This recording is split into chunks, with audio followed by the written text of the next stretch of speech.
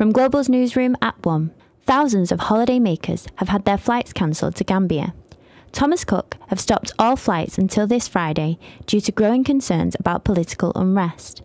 The Foreign Office have warned against travel to Gambia over fears of military intervention.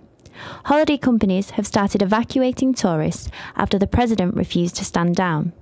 Dr. Neil Robinson is an expert in tourism from the University of Salford.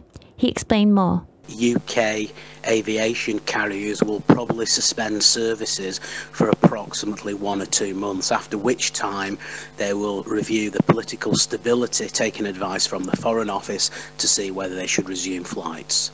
Flights are now being scheduled to return British tourists back to the UK. Nicola Francis is booked to go there on Saturday and is yet to be told from Thomas Cook if she's able to go. Very disappointed with Thomas Cook because they're not being very helpful at all. According to Thomas Cook, they're cancelling flights up to the 20th. I won't know until Friday, possibly, that they're cancelling my flight on Saturday, which is when I'll be able to get a refund so I can book a new holiday.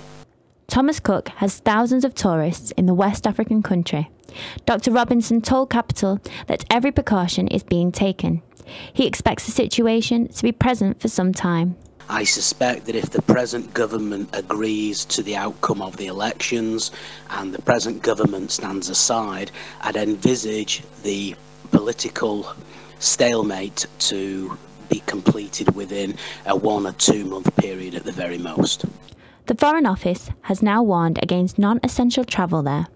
Nicola often travels to the country. She's told Capital she feels sorry for the people who live there. Silly things like the tourists leaving toiletries, clothes, shoes. They do actually, they are so poor that they do actually rely on all us tourists leaving things for them, so it's going to affect the locals really badly. It's quite sad actually, and I hope it all gets resolved soon so the locals can get back to living their lives. With Gambia's reliance on tourism, experts expect the effect to be devastating. Gambia does rely heavily upon tourism, and it's important that the present problems in the country are dealt with as soon as possible. It's very important that Gambia returns to its previous political democracy so that the benefits of tourism from an economic perspective can prevail.